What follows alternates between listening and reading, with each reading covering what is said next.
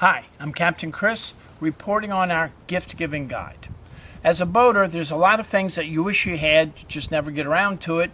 And then if somebody with a good heart gives you something, it may not fit. So here we'd like to share a few ideas. One are fit over sunglasses that fit over your prescription glasses. The most important part is you want to look on the arm and make sure they're polarized lenses. That will cut down on the refraction, not only of the sunlight, but the reflection off of the waves. So fit over glasses are a good idea. And speaking of glasses, we've got some souvenir mugs here. This is a Tervis glass, or an insulated plastic glass from the Stewart Boat Show, held in Stewart, Florida every January. But you want to get something that will fit in the boat. So that'll fit in the cabinet. This is a little bit taller model, which is an aluminum insulated glass. So it's bigger, holds more beverage, but it may not fit into the cabinetry on the boat. So you want to think about those things. Another thing to think about, more expensive, going back to your vision, binoculars. So these are my favorite binoculars. They're marine binoculars. You can see here they're 7x50 marine binoculars. And they're designed for boat use.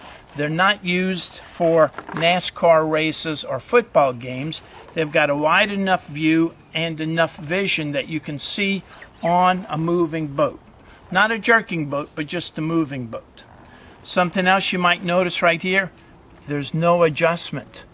These are auto-focusing binoculars. So you twist one of these cups to fit your right eye, twist the other one to fit the left eye, leave them alone, and you can look nearby or you can look at a great distance, and you no longer have to adjust the lenses.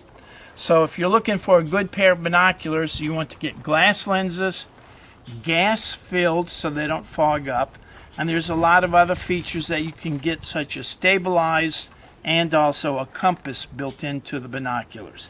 So binoculars are good, but also keep in mind those old binoculars you had from your scout days might be 40 years old, and you want to get a newer, bigger, better pair.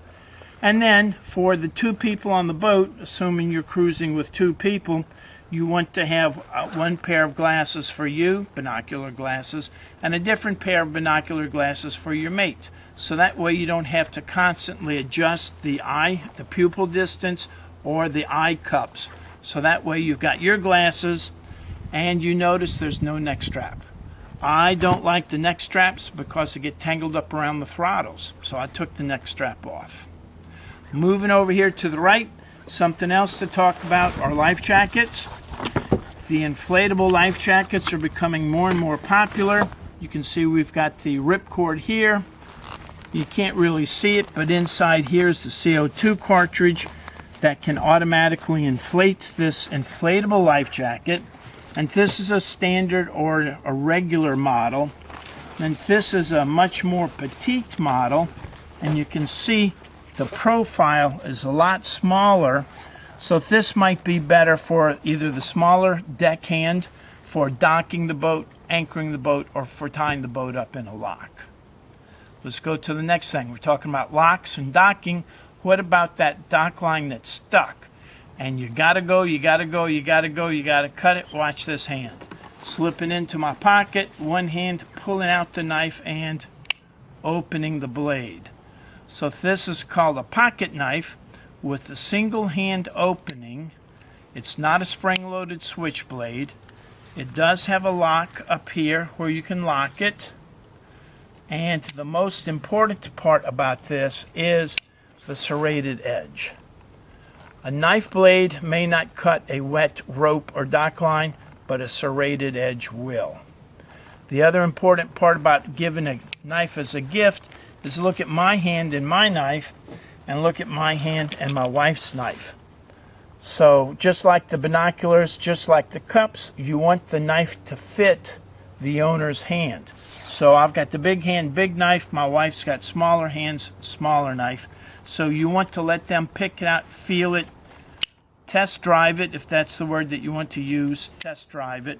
And I want to wrap this up with an ice chest. We talked about putting an ice chest in your dinghy. So here is a hard ice chest. It's hard. You can sit on it. You can bounce around in the dinghy. For walking with it, it's got this sculpted out so it can bump against your leg. This little curvature area fits onto your thigh.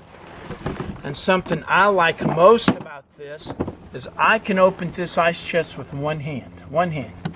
Push the button open, push the button open, and I can open the ice chest. Other ice chests have got these rubber things that you've got to pull on.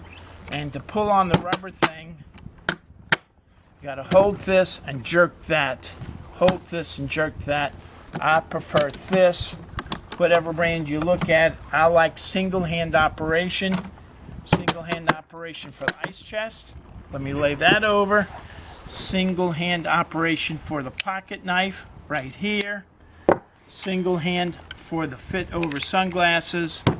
And these are our preferences, and I hope they were able to give you some ideas of what you may be looking for, either as a gift to give yourself, or if somebody says, what can I get for you?